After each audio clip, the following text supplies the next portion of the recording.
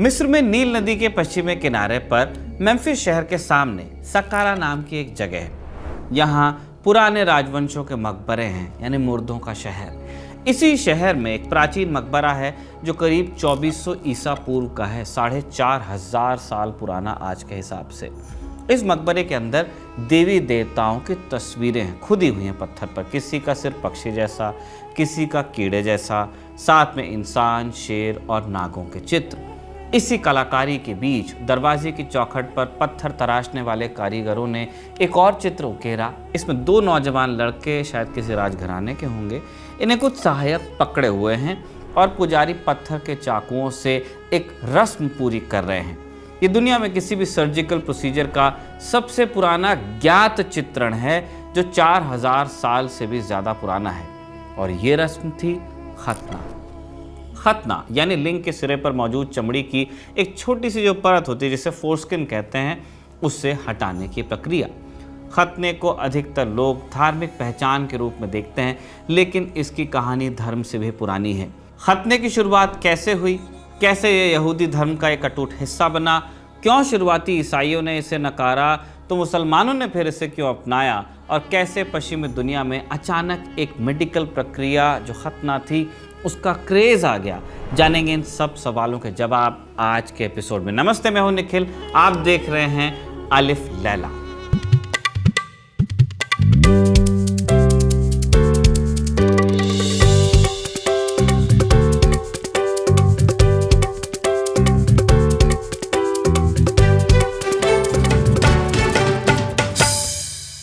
इतिहास के पन्नों पर खतने का पहला ठोस सबूत हमें प्राचीन मिस्र में मिलता है। हालांकि ये प्रथा शायद लिखित इतिहास से भी कहीं ज़्यादा पुरानी हो सकती है। जैसा कि हमने देखा, सक्कारा में मिला 2400 ईसा पूर्व का पत्थर का वो चित्र हमें मिस्र के 5वें राजवंश के समय की एक झलक दिखाता है। नौजवान लड़कों को सहायकों ने मजबूती से पकड़ा हुआ है ताकि वो हिल न सकें, और पुजारी नुकीले पत्थर के औजारों से ऑपरेशन कर रहे हैं। उस पत्थर पर कुछ लिखा भी है, जैसे एक चेतावनी हो कि इसे पकड़ो और बेहोश मत होने देना। सक्कारा की नक्काशी खतने की प्रक्रिया का सबसे पुराना ज्ञात चित्रण है, अभी हमने कहा था आपसे। हालांकि इससे भी पुरानी मिस्र की मम्मीज हमें मिली हैं, जिनके परीक्षण से पता चलता है कि उनका भी खतना हुआ था। मिस्र के मकबरों से मिली कलाकृतियों और लेखन से पता चलता है कि खतना काफ़ी आम था, खासकर पुरोहितों और राज परिवार के लोगों में। अब सवाल उठता है कि मिस्र के लोग खतना करते क्यों थे? इसके ठीक ठीक कारणों पर इतिहासकार पूरी तरह सहमत नहीं है, क्योंकि प्राचीन मिस्र के दस्तावेज इस पर बहुत स्पष्ट जानकारी नहीं देते। लेकिन कुछ कारण हो सकते हैं। मसलन एक सफाई का कारण दिया जाता है, या धार्मिक शुद्धि का भी, या सामाजिक दिखना। ये सब कुछ कारण हैं, कयास हैं। कुछ इतिहासकारों का मानना है कि मिस्रवासी खुद को असभ्य लोगों या विदेशियों या गुलामों से अलग दिखाने के लिए खतना करते थे, क्योंकि ये प्रथा हर जगह आम नहीं थी। इसी तरह के कुछ टोटके अपनाए जाते हैं जब आपको एक एक्सक्लूसिव क्लब का हिस्सा बनना होता है, दिखना होता है, एक राइट ऑफ पैसेज बनाया जाता है। एक दिलचस्प बात यह भी है कि मिस्र में शायद केवल लड़के ही नहीं, कुछ मामलों में लड़कियों का भी खतना होता था। हालांकि इसके सबूत कम हैं, विवादित हैं। मिस्र फिर अकेला भी नहीं था। प्राचीन दुनिया में खतने के निशान और भी जगहों पर मिलते हैं। सीरिया, फिनीशिया यानी आज का लेबनान, और इथियोपिया जैसी जगहों पर भी इसके प्रचलन के संकेत हैं। कुछ मानव विज्ञानी तो ये भी मानते हैं कि ये प्रथा स्टोन एज जितनी पुरानी भी हो सकती है। शायद शिकार या युद्ध में चोट से बचने के लिए, या किसी आदिम धार्मिक विश्वास के तहत ये प्रथा शुरू हुई होगी। लेकिन मिस्र के सबूत सबसे पुराने और सबसे स्पष्ट हैं। एग्जैक्टली क्यों शुरू हुआ कोई नहीं जानता, तो हम भी दावा नहीं कर रहे हैं। मिस्र से निकलने के बाद अब हम कहानी को लेकर चलते हैं मध्य पूर्व के रेतीले मैदानों में, जहाँ खानाबदोश कबीले के सरदार अब्राहम की कहानी शुरू होती है। अब्राहम, इब्राहिम, जो भी आप कहते हो अपनी मान्यता के हिसाब से। यहूदी, ईसाई और मुसलमान तीनों अब्राहम को अपना एक महत्वपूर्ण पैगंबर मानते हैं। यहूदी धर्म ग्रंथ, जिसे ईसाई ओल्ड टेस्टामेंट कहते हैं, उसकी पहली किताब उत्पत्ति है, जेनेसिस में खतने का जिक्र सीधे ईश्वर के हुक्म के तौर पर है। कहानी कहती है कि ईश्वर ने अब्राहम से एक वाचा या कोवेनेंट बांधी, वादा किया। ईश्वर ने कहा कि वो अब्राहम को एक महान राष्ट्र का पिता बनाएगा, उनकी संतानें आसमान के तारों जितनी होगी, और उन्हें एक प्रॉमिस लैंड मिलेगा। इस वाचा के बदले में ईश्वर ने अब्राहम और उनके सभी पुरुष वंशजों को एक निशानी धारण करने का हुक्म दिया, खतना। जेनेसिस में ईश्वर का स्पष्ट आदेश है कि तुम्हारी वाचा जो तुम मेरे और अपने बाद अपने वंश के साथ पालोगे ये है, तुम में से प्रत्येक पुरुष का खतना किया जाएगा, तुम अपनी फोरस्किन का खतना करोगे और ये मेरे और तुम्हारे बीच वाचा का चिन्ह होगा। पीढ़ी दर पीढ़ी तुम में से हर लड़का, चाहे घर में पैदा हुआ हो या किसी परदेशी से पैसे देकर खरीदा गया हो, जो तुम्हारे वंश का न हो, जब वो 8 दिन का हो जाए तो उसका खतना किया जाएगा। जिस पुरुष का खतना न हुआ हो वो अपने लोगों में से नाश किया जाएगा, उसने मेरी वाचा तोड़ी है। इस तरह की बातें धर्म ग्रंथों में रहती है। नाश किया जाएगा मतलब आप उस क्लब का हिस्सा नहीं हो सकते। इस तरह यहूदियों के लिए खतना महज एक शारीरिक प्रक्रिया नहीं रह गया, ये बन गया ईश्वर के साथ किया एक वादा, ईश्वर और यहूदी लोगों के बीच एक विशेष रिश्ते की शारीरिक निशानी। ये हो गया पहचान का चिन्ह। यहूदी लोग मानते हैं कि खतना उनकी पहचान का हिस्सा है जो उन्हें दूसरे समुदायों से अलग करता है। और तीसरा बिंदु कि एक धार्मिक नियम तैयार हुआ। यहूदी धर्म के अनुसार ये ईश्वर का आदेश है, सीधा आदेश, जिसे तोड़ना ईश्वर से वादा तोड़ने के बराबर है। यहूदियों में इस रस्म को ब्रित मिलाह कहा जाता है, जिसका मतलब है खतने की वाचा। ये यहूदी जीवन के सबसे ज़रूरी संस्कारों में से एक है, जो बच्चे के जन्म के ठीक 8वें दिन किया जाता है। ये समारोह अक्सर घर पर या सिनेगॉग, जो कि यहूदी धर्मस्थल होता है, वहाँ होता है। इसे करने वाले विशेषज्ञ को मोहेल कहा जाता है। ये धार्मिक नियम और सर्जिकल प्रोसीजर दोनों में इनकी ट्रेनिंग होती है। समारोह के दौरान प्रार्थनाएं पढ़ी जाती हैं, बच्चे का हिब्रू नाम रखा जाता है और यहूदी समुदाय में उसका स्वागत किया जाता है। सदियों तक, चाहे गुलामी हो, निर्वसन हो या उत्पीड़न, यहूदियों ने व्रत मिलाह की इस परंपरा को जीवित रखा। ये उनके लिए सिर्फ एक धार्मिक कर्तव्य नहीं, बल्कि उनकी सामूहिक पहचान और अस्तित्व का प्रतीक बन गया। यहाँ तक कि जब प्राचीन यूनानी और रोमन शासकों ने जो खतने को बर्बर मानते थे, इस पर प्रतिबंध लगाने की कोशिश की, तब भी यहूदियों ने छिपकर इसे जारी रखा, क्योंकि यह उनके विश्वास से जुड़ी हुई बात थी। अब्राहमिक रिलीजन्स में यहूदी धर्म के अलावा इस्लाम में भी खतने का महत्व है। आपको कुरान में खतने का सीधा आदेश नहीं मिलेगा जैसा यहूदी धर्म ग्रंथों में लिखा है, लेकिन इसे पैगंबर इब्राहिम की एक महत्वपूर्ण सुन्नत माना जाता है, जिसका पालन करना मुसलमानों के लिए रेकमेंडेड है और कुछ इस्लामिक विचारधाराओं में अनिवार्य भी। सुन्नत का मतलब होता है ऐसी कोई चीज़ जो आपकी परंपरा या तरीके से जुड़ी हो।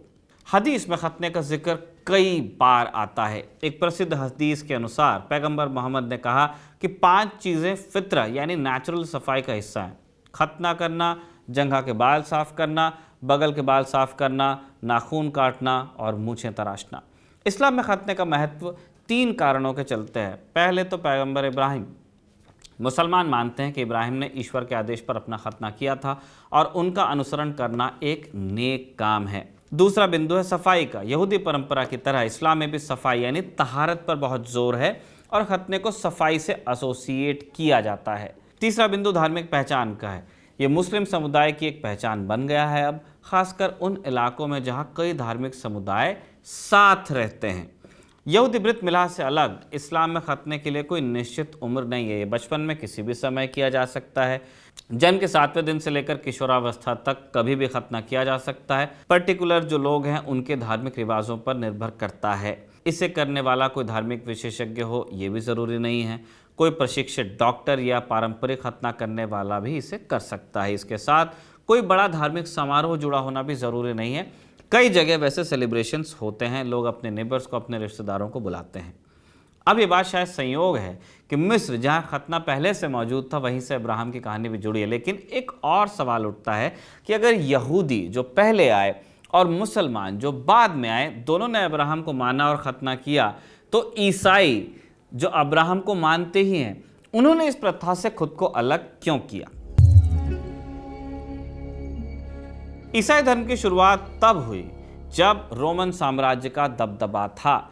ईसाई धर्म के संस्थापक ईसा मसीह जीसस क्राइस्ट खुद एक यहूदी थे और उनका भी जन्म के 8वें दिन खतना हुआ था, जैसे कि तब परंपरा थी। उनके शुरुआती अनुयायी जिन्हें अपोस्टल्स कहा जाता है, वो भी यहूदी थे, उनका भी खतना हुआ था। फिर ऐसा क्या हुआ कि ईसाई धर्म ने धीरे धीरे खतने की अनिवार्यता को खत्म किया? इसका जवाब हमें बाइबल के न्यू टेस्टामेंट में मिलता है, जहां शुरुआती चर्च में एक बड़े विवाद का जिक्र है। ये विवाद लगभग 50 ईस्वी में यरूशलेम में हुआ और दो मुख्य किरदार थे, सेंट पीटर और सेंट पॉल। सेंट पीटर जो ईसा मसीह के सबसे करीबी शिष्यों में से थे, उनका मानना था कि गैर यहूदी या जेंटिल्स जो ईसाई बनना चाहते हैं, उन्हें पहले यहूदी परंपराओं को अपनाना होगा और फिर आप आओगे ईसाई धर्म की तरफ। यहूदी परंपरा में खतने का भी जिक्र था। यहूदी परंपरा का मतलब हुआ कि आपको खतना भी करना पड़ेगा। सेंट पीटर का तर्क था कि ईसा मसीह यहूदी मसीहा थे और चूंकि ईसा के फॉलोअर अब्राहम की परंपरा में आते हैं, इसलिए जो वादा अब्राहम के साथ हुआ वो उन पर भी लागू होता है, यानी उन्हें भी खतना कराना होगा। दूसरी तरफ थे सेंट पॉल। अब ये जो पॉल हैं, सेंट बाद में हुए, पहले उन्हें पॉल ऑफ तार्सस कहा जाता था। तुर्की में जगह है, एक शहर का नाम है पॉल ऑफ तार्सस। ईसाइयों के खिलाफ भी हुआ करते थे। बाद में पॉल ऑफ तार्सस का हृदय परिवर्तन हुआ और वो ईसाई धर्म के सबसे प्रभावशाली प्रचारकों में से एक बन गए, सेंट पॉल। पॉल का तर्क बिल्कुल अलग था। वो मानते थे कि ईसा मसीह का संदेश केवल यहूदियों के लिए नहीं है, पूरी ह्यूमैनिटी के लिए है। उनका कहना था कि ईश्वर के साथ नया रिश्ता जो बन रहा है वो शारीरिक चिन्ह या खतने पर नहीं, बल्कि ईसा मसीह में विश्वास और बपतिस्मा या बैप्टिज्म पर आधारित होगा। उन्होंने जोर दिया कि गैर यहूदियों पर खतने की यहूदी परंपरा का बोझ डालना गलत होगा और ये ईश्वर के कृपा के सिद्धांत के खिलाफ जाएगा। ये बहस शुरुआती चर्च के लिए एक बहुत बड़ा संकट बनी। अगर पीटर की बात मानी जाती तो ईसाई धर्म शायद यहूदी धर्म का एक पंथ बनकर रह जाता, लेकिन सेंट पॉल के नज़रिए का फ़ायदा ये हुआ कि इसने गैर यहूदियों के लिए ईसाई बनने का रास्ता खोल दिया, ईजी बना दिया। यरूशलेम की धर्म सभा, जो काउंसिल ऑफ यरूशलेम हम कहते हैं, वहाँ इस पर लंबी बहस हुई और अंत में अपोस्टल्स ने फैसला किया कि गैर यहूदी ईसाइयों के लिए खतना अनिवार्य नहीं होगा। उन्हें कुछ बुनियादी नियमों का ही पालन करना पड़ेगा। नैतिकता से जुड़े नियम बताए गए। मूर्ति पूजा से बचिए, व्यभिचार मत कीजिए, गला घोंटकर मारे गए जानवरों का मांस या खून मत खाइए, मत ग्रहण कीजिए।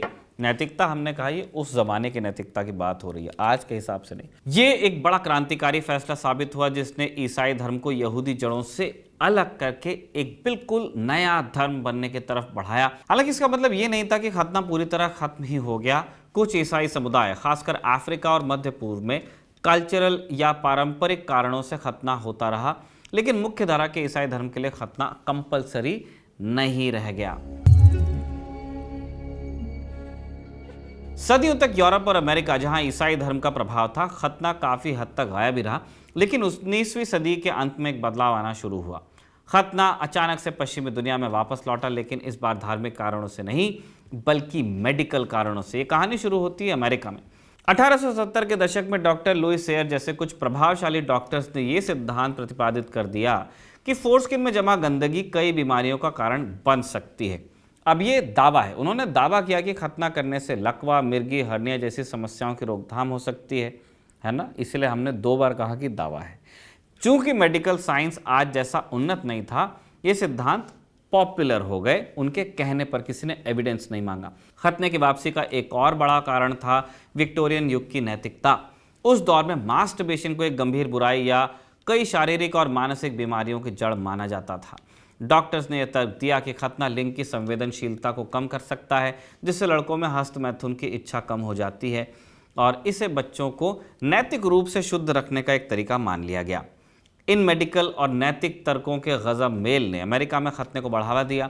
डॉक्टर सेयर जैसे लोगों के प्रभाव के कारण अस्पतालों में नवजात लड़कों का नियमित रूप से खतना होने लगा, भले उनके माता पिता किसी ऐसे धर्म को नहीं मानते हों जहाँ खतना अनिवार्य हो। ये एक प्रिवेंटिव हेल्थ मेजर के रूप में देखा जाने लगा, जैसे टीके हैं इंडिया में। ये चलन अमेरिका से कनाडा, ब्रिटेन, ऑस्ट्रेलिया और न्यूजीलैंड जैसे अंग्रेजी भाषी देशों में भी फैल गया। इस तरह एक प्राचीन धार्मिक और सांस्कृतिक प्रथा ने पश्चिमी दुनिया में एक नया धर्मनिरपेक्ष अवतार लिया। लेकिन क्या ये मेडिकल दावे सही थे? क्या खतना वाकई में उन बीमारियों से बचाता था जिनका दावा किया जा रहा था? ये सवाल आगे चलकर बहुत बड़े विवाद का विषय बनने वाले थे। अफ्रीका में खतने के मामले में एक अनूठी तस्वीर पेश हुई। अफ्रीका के कई समाजों में खतना हजारों सालों से मर्दानगी का सबूत माना जाता है। नेल्सन मंडेला अपनी आत्मकथा लॉन्ग वॉक टू फ्रीडम में 16 साल की उम्र में खतना होने का जिक्र करते हैं। 21वीं सदी की शुरुआत में अफ्रीका में खतने की कहानी में फिर एक नया अध्याय जुड़ गया। HIV एड्स महामारी आई। कुछ वैज्ञानिक अध्ययनों में यह पाया गया कि खतना किए हुए पुरुषों में HIV संक्रमण का खतरा खतना न किए हुए पुरुषों की तुलना में लगभग 60% तक कम हो सकता है। इसके बाद WHO और अन्य स्वास्थ्य संस्थाओं ने उन अफ्रीकी देशों में जहां HIV का प्रकोप ज़्यादा था, पुरुषों के लिए वॉलंटरी मेडिकल मेल सर्कमसिजन यानी VMMC को बढ़ावा देना शुरू किया। लाखों पुरुषों का मेडिकल खतना किया गया, लेकिन यह अभियान विवादों से परे नहीं रहा। आज दुनिया भर में खतने पर बहस चली रही है। एक तरफ वो लोग हैं जो इसके मेडिकल फ़ायदों पर जोर देते हैं, क्लेम्स करते हैं। HIV के अलावा कुछ स्टडीज़ बताती हैं कि खतना UTI यूरिनरी ट्रैक्ट इन्फेक्शन, लिंग के कैंसर और कुछ यौन संचारित रोगों यानी STIs के खतरे को कम कर सकता है। दूसरी तरफ खतने के विरोधी हैं जो इसे अननेसेसरी सर्जिकल प्रोसीजर की तरह देखते हैं। वो पूछते हैं कि माता पिताओं को क्या अधिकार होना चाहिए कि अपने बच्चे के शरीर की सर्जरी करा लें या बच्चे से सहमति लेनी चाहिए। इस मामले में लड़कियों के खतने को लेकर फिर अलग ही इश्यूज आपको देखने को मिलते हैं। महिलाओं में खतने की प्रक्रिया को खब्ज या फीमेल जेनिटल म्यूटिलेशन कहा जाता है, FGM। अफ्रीका के कई देशों में पहले परंपरा थी, अब कुछ देशों में है। इसके अलावा भारत में बोहरा मुसलमानों में लड़कियों के खतने की परंपरा रही है। हालांकि लड़कियों और लड़कों के बीच खतने के मामले में एक अंतर यह है कि संयुक्त राष्ट्र के अनुसार लड़कियों का खतना मानवाधिकार का उल्लंघन है। फिर भी यह परंपरा भारत समेत कई देशों में तो चली रही है। कुछ साल पहले भारत में सुप्रीम कोर्ट में से लेकर काफ़ी बहस हुई थी। सवाल ये कि लड़कियों का खतना करवाया ही क्यों जाता है। इसे लेकर धार्मिक नियमों का हवाला दिया जाता है। कहा जाता है कि कुछ हदीसों में इसका जिक्र है, हालांकि सभी इस्लामिक विद्वान इससे इत्तेफाक नहीं रखते। 2018 में BBC पर सिंधवासिनी की रिपोर्ट के मुताबिक इसके अलग अलग कारण बताए जाते हैं। पहले इसे सफाई से जोड़ा जाता था, अब माना जाता है कि क्लिटोरिस हटा देने से लड़की की यौन इच्छा कम हो जाएगी और वो शादी से पहले यौन संबंध नहीं बनाएगी। BBC की रिपोर्ट में एक खास टर्म के बारे में भी जिक्र है। इसके अनुसार क्लिटोरिस को बोहरा समाज में हराम की बोटी कहा जाता है। 2018 में सुप्रीम कोर्ट में इस मामले में एक PIL दाखिल हुई। कोर्ट ने माना कि लड़कियों का खतना संविधान के आर्टिकल 21 यानी right to life and personal liberty का उल्लंघन है। क्योंकि मामला धर्म से जुड़ा हुआ था, इसलिए कोर्ट ने कोई अंतिम फैसला नहीं दिया, एक बड़ी बेंच को रेफर किया। कुल मिलाकर कहें तो भारत में फीमेल जेनिटल म्यूटिलेशन के लिए मौजूदा कानून के तहत सजा हो सकती है अलग से, लेकिन कोई कानून नहीं है। इसी नोट पर, इसी जानकारी के साथ हम इस एपिसोड को यहाँ ख़त्म करते हैं। इसे कमल ने लिखा और सर्वेश ने रिकॉर्ड किया। आप देखते रहिए खबर गाँव।